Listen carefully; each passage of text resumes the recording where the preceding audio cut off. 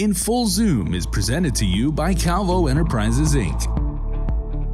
Hey, and welcome back to another edition of In Full Zoom. I'm Nestor Licanto, and pleased to welcome our guest this week, Chris Felix. He is the president and principal broker of Century 21 Realty Management. We have Topher Barretto, president and managing partner of Unified Gear, who's kind of splitting his time between Guam and Hong Kong, and he's actually in Hong Kong right now. And we got Lenny Fejeran, restaurateur, chef, and I'm sure you guys have heard of Pika's Cafe and Kitchen Lingo, and I don't know if you got it in any other stores, Len. Thank you, gentlemen, for joining us this morning. Appreciate it. Mm-hmm. Let me just start off in kind of what I like to call set the table, and I'll ask each of you to describe how the coronavirus pandemic has affected your particular company and industry. And let me start with you, Chris. Well, first of all, the overall industry, the real estate industry, was basically shut down. When we went into Core 1, real estate was not an essential service. So we basically shut down. They also shut down the land management, Department of Land Management. So all recording, mortgages, anybody trying to do basically any type of real estate was pretty much shut down for quite a while. The only real estate related business that was allowed to continue was property management. Fortunately, my company manages a lot of properties on Guam, most of the condominiums and some office buildings and warehouses. That was allowed to stay open. So fortunately, I was able to keep my staff. I have about 18 people on staff. I was able to keep it going by the skin of my teeth. Obviously, a lot of people, rent was a problem, collecting the rent.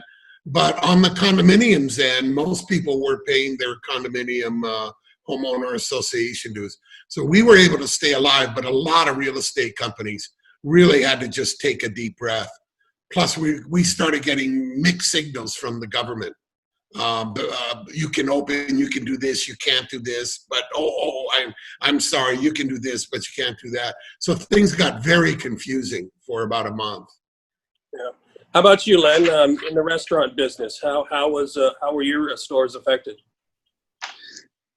Well, it's just funny listening to Chris, because I'm on the other end and he's managing the properties and I'm the tenant, and I was just kind of wondering as he was speaking, what, since you went through that, was there like a common, I guess, theme across the board for your tenants that you guys gave any breaks, or was it just deferment across the board for everyone, or was every situation kind of different?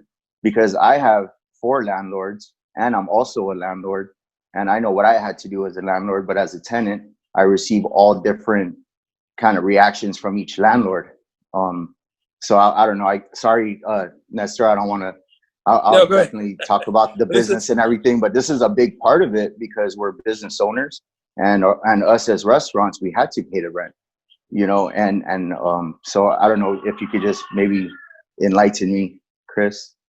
Was there any breaks for tenants, or any something like across the board that was offered to tenants on as far as breaks or anything on your end as a property manager? Answer it now or later?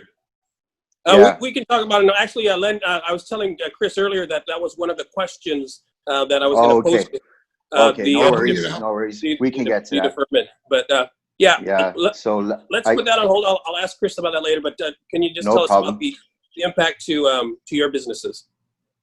Yeah, so I mean, I guess, just speaking of rent, it's a big part of our overhead, and the overhead doesn't stop. There's a lot of fixed costs that we, running a business, comes with running a business, and we had to definitely make sure we take care of that. The variable costs like labor and food, we can somewhat manage, and definitely takes an experienced restaurateur to get through these rough times and manage that, because it's a very difficult thing when you don't know if people are going to show up, and so it's been just very difficult all around. As a restaurant, we always have to adapt anyways, so we're used to that, but nothing at this scale. And we've been able to get creative with cash flow, and through some programs that we launched, and that helped our team to stay working, helped us to continue to cook food and put food out there in the community.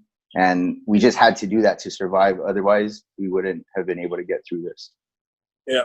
And how about you, Topher? Please, first of all, explain a little bit about Unified Gear and your business, and then explain a little bit about how the COVID-19 crisis has impacted you. Yeah, so two businesses, Unified Gear and Unified Inc. Unified Gear is the distribution wholesale business. Most of our customers are not most, maybe more than half. Yeah, most is gyms. So we import fitness products, food, drink, specifically for the fitness industry. And when this hit, all the gyms shut down and stopped ordering. So the revenue just dropped, pulled out from the bottom of us. So we had to figure a way to reach our customer differently. So we shifted from wholesale distribution to direct to customer sales. Website got going and started doing online sales with customer will call pickup and or delivery if you met the minimum order. So we shifted that real quick within the first, we'll say week and a half of closing. And fortunately, it was an easy shift because the other side of the business, the other branch we have in Hong Kong is already online ordering. And so we were able to do a quick pivot for Guam. Even though Guam doesn't have a online ordering delivery custom, it was able to work because everyone had to adjust themselves. They wanted the items. They needed to order the minimum, the MOQ, and to get free delivery, or when they're out doing their errands, picking up their groceries and whatnot, they would just stop by our warehouse, do a will call pickup, one or the other. So that helped out a little bit. It didn't fully replace the gyms closing and their orders, but it was a way to keep cash flow going. Like Len said, we had to get creative on how do we get to our customers? How do we get there, reach them? At the same time, the gym, the other side, or the other business that I run with my brother, is that was completely locked and shut down. So we had to do a quick adjustment again, if you will, on how we did business. So we went from everyone coming in, servicing in person, to shifting to online. We started putting up all of our video programs on YouTube, Instagram, Facebook, and we rented out our equipment every month, from dumbbells to barbells to bikes to rowers, everything. Our gym was empty and we rented it out to our members. And we pre-recorded the programs online, and then we did Zoom one-to-one training sessions with our members that had equipment, and we did Zoom group sessions. So we in a way we were still there, but via camera like we're doing now. And our revenue on the gym was hit hard. We were down almost 50% in revenue. So we were barely creeping through to pay the bills, if you will. And we were just like searching for things for our staff to do and trying to budget. Okay, we have X amount of dollars coming in, and then we're like, okay, we can't just not have our staff do anything, our team, because we want to make sure they're still around when we open. So we were just like searching, can you clean? Can you fix equipment? Can you service this? We were just searching for things to do as much as we can until we're able to open, which is supposed to be Friday, tomorrow. In Full Zoom is presented to you by Calvo Enterprises, Inc. GU Self-Storage, conveniently located near the Harmon McDonald's. We offer affordable rates, online payments, and auto bill pay for your convenience. Plus gate access daily from 6 a.m. to 9 p.m. Call us today at 648-7867 for more information. In Full Zoom is presented to you by Calvo Enterprises, Inc.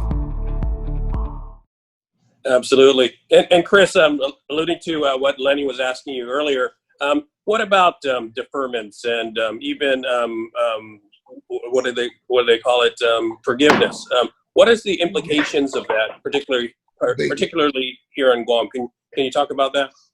Yeah, I mean, that's the first thing we did is contact our owners. Each owner owns different properties and handles different things. So we contacted each owner and we went through telling them, basically, your tenants aren't going to be able to pay in most cases, especially restaurants, bars, nightclubs. They're dead.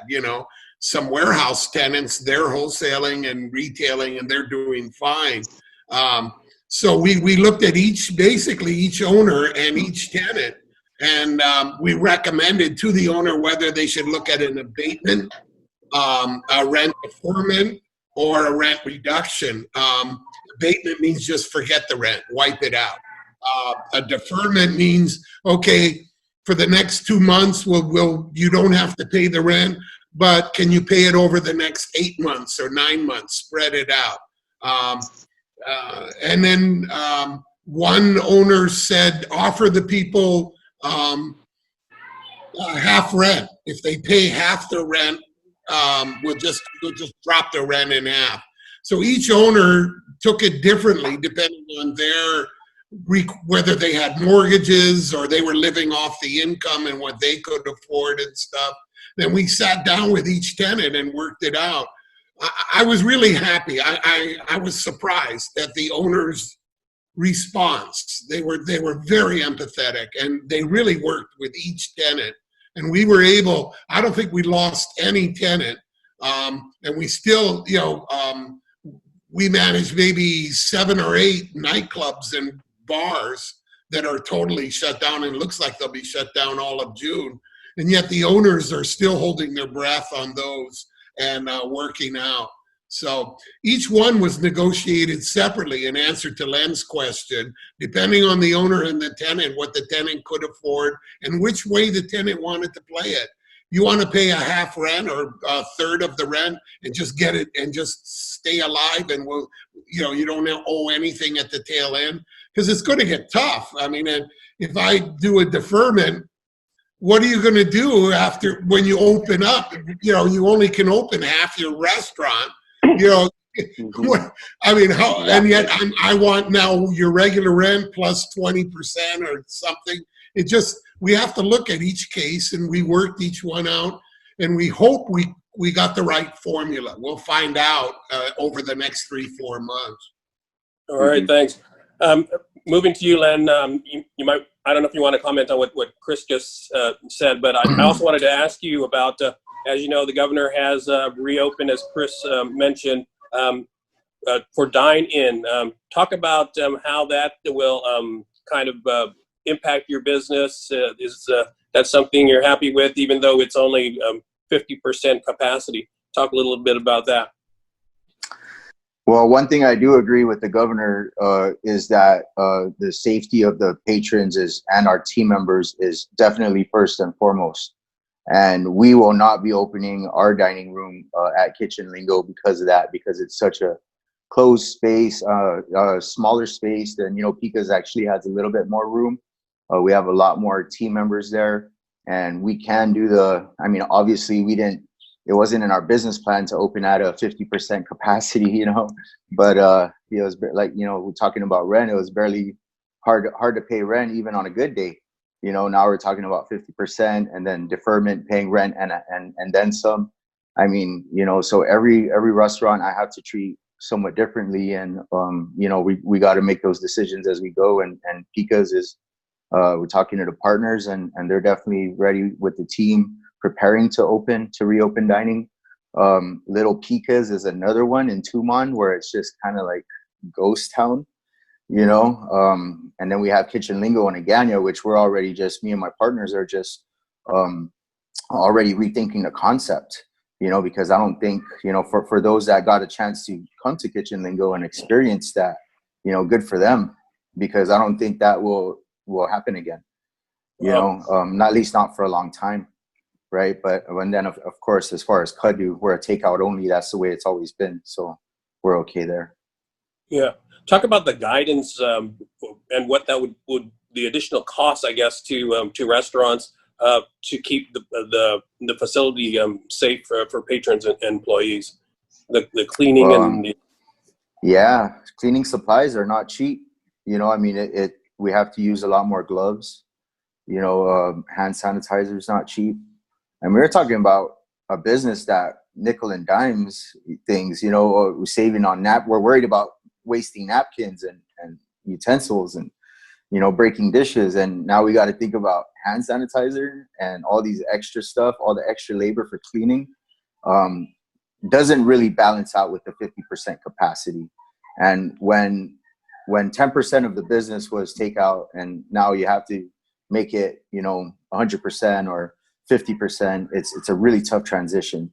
So all in all, it doesn't really match up, right? So we just have to go back to the drawing board, go back to the business, you know, I just advise the business owners, go back to your business plans and rewrite them and just start planning ahead. That's all we can do. In Full Zoom is presented to you by Calvo Enterprises, Inc. GU Self-Storage, conveniently located near the Harmon McDonald's. We offer affordable rates, online payments, and auto bill pay for your convenience. Plus gate access daily from 6 a.m. to 9 p.m. Call us today at 648-7867 for more information. In Full Zoom is presented to you by Calvo Enterprises, Inc. On very thin margins as it is, and so these additional costs are very, very helpful. And I'll get back to that. I wanted to ask you about the future of the restaurant business on Guam. But let me move on to Topher. Topher, you mentioned that you and your brother Caleb also operate a gym facility, a CrossFit gym here. I know the governor has made her announcement that certain health and sports activities will be allowed. It's not crystal clear about gyms. She says CrossFit will be allowed, but not gyms. So could you talk about that, what your understanding is of that and what you and Caleb are doing in preparation to reopen? Yeah, I was fortunate enough to work with some of the people that were on her recovery team, if you will, or reopening team.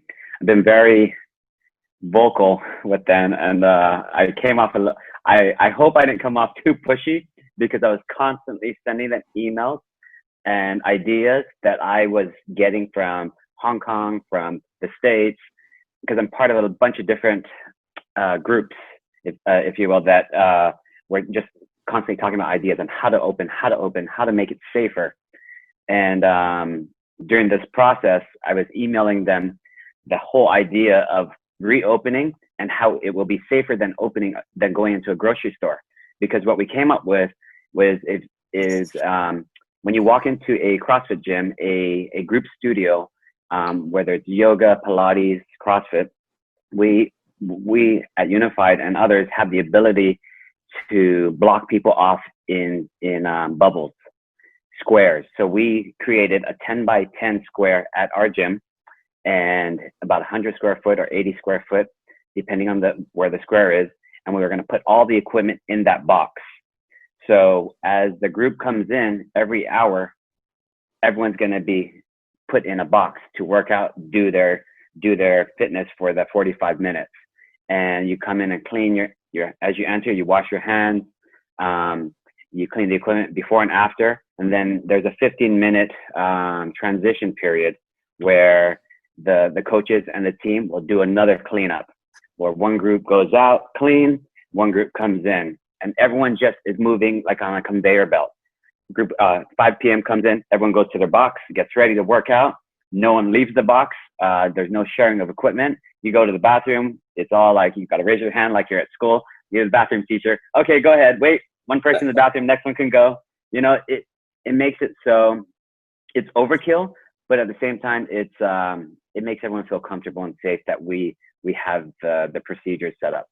And with the capacity at being 50% or I think it's 10 per group, whichever is more, we're allowed to service a little bit more than our general class that we usually do. So it's not going to hurt us too much, but what is skyrocketing is the staff to clean and the supplies, like Lenny was saying. It's like, okay, now we need this, and we need extra people because we need to make sure everything's clean and set before the next group comes in. So it's like, okay, how do we do this? lot of challenges for sure. Chris, I want to ask you about the macro picture here. We're facing what will probably be a pretty deep recession, given all indications at this particular point. What do you see for the property market in particular and property management?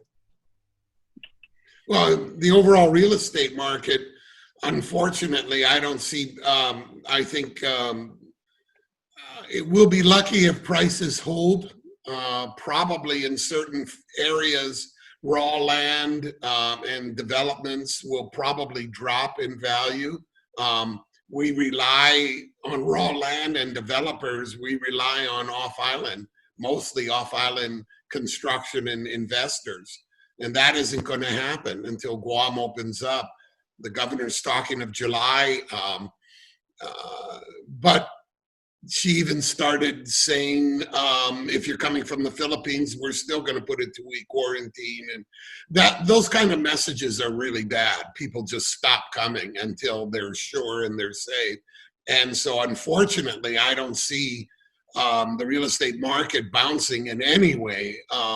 If we're lucky, till fourth quarter of the year, maybe early next year, we'll start seeing a leveling and then an increase in values, I'm hoping. This is a crystal ball. I've been here 45 years, and I can tell you about teacher strikes and, gas lines and things that happen. And I can tell you what I think is going to, but how do you project how the COVID's going to affect?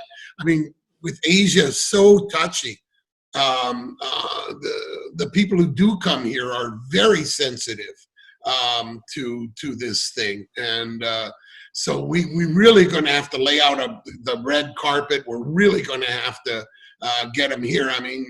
Tourism is our number one, and with tourism will come real estate and will come everything else. In Full Zoom is presented to you by Calvo Enterprises, Inc. GU Self-Storage, conveniently located near the Harmon McDonald's. We offer affordable rates, online payments, and auto bill pay for your convenience. Plus gate access daily from 6 a.m. to 9 p.m. Call us today at 648-7867 for more information. In Full Zoom is presented to you by Calvo Enterprises, Inc. Quarantine for arriving passengers from specific markets, Japan, Korea, and Taiwan. But then there's the flip side of that. What about the local passengers arriving from other parts? Will they still need to? But that's another discussion. Len, I wanted to move to you. After what Chris just said, and you kind of touched on it earlier. What are the implications for the restaurant industry, given the tough situation? Do you anticipate that maybe a lot of your colleagues in the industry will just have to fold and shut their doors? Yeah, unfortunately, a lot of people are just going to walk away. Maybe if they've been struggling, which a lot of people, do when they open a restaurant, they could be open for 10 years and struggle the whole time. They could be open for 3 years and be struggling the whole time. And if that was the case for a lot of people, if they don't get the assistance, proper assistance, and then if the traffic doesn't flow after the assistance is gone, that's the storm they're going to have to get through, and if they can't get through that, then unfortunately, a lot of places are just going to close up shop, which we're already seeing that, especially with restaurants, so I don't know, maybe for some people they're, it's good. It's, they've been wanting to do it for a while, and now they're finally like, good, let's just close up shop and they can move on with their lives. Hopefully they get the assistance they need. But for the ones that are hanging in there, man, it's going to be rough, man. But for guys like me and Topher, we're business, it fuels us, we thrive on the challenges, so I myself am looking forward to the challenges and looking forward to see, even though, we may close 1 or 2 restaurants, we still have a couple more, and we have other things we're dabbling in. But as far as restaurants, I can't really speak for anybody else, man. All I can say is just good luck. All right.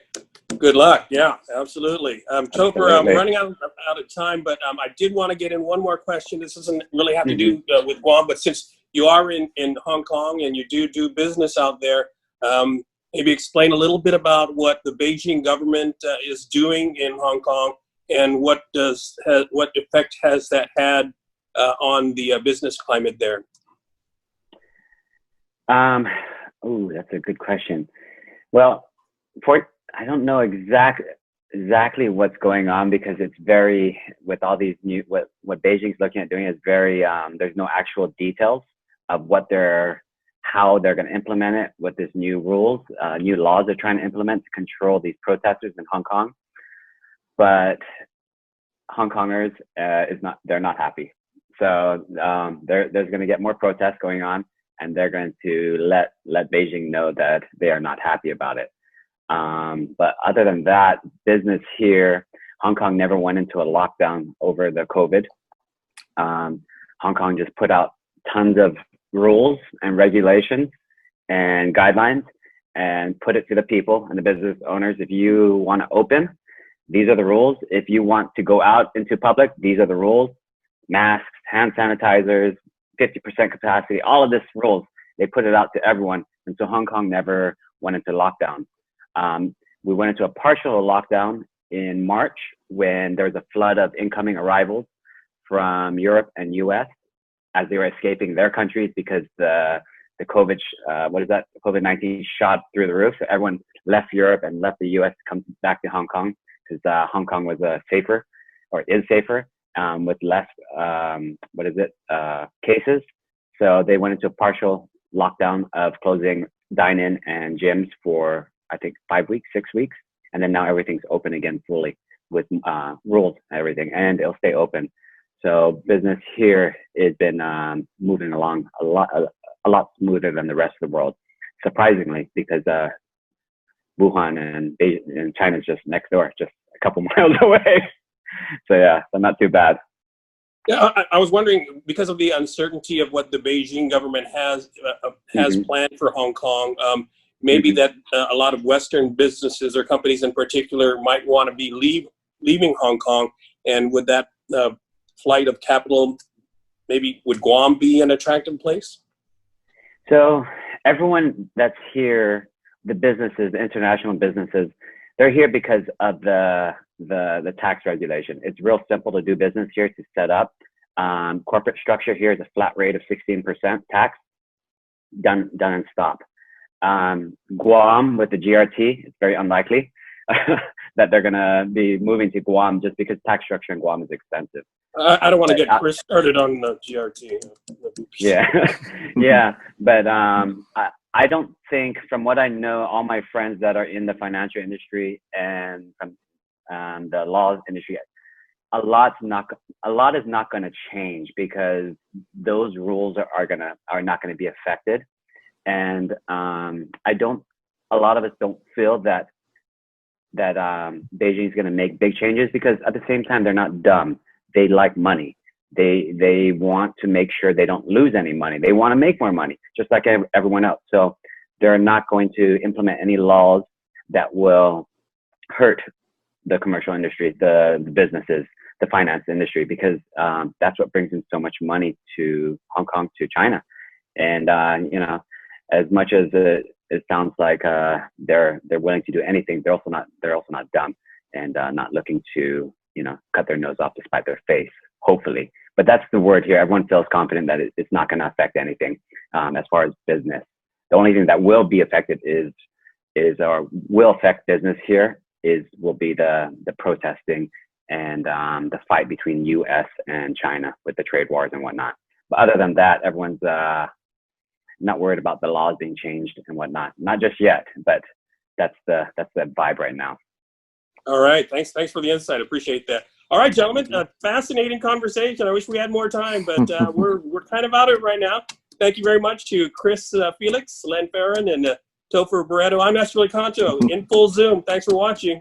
See you next time. Thank you. All right. Bye. In Full Zoom is presented to you by Calvo Enterprises, Inc.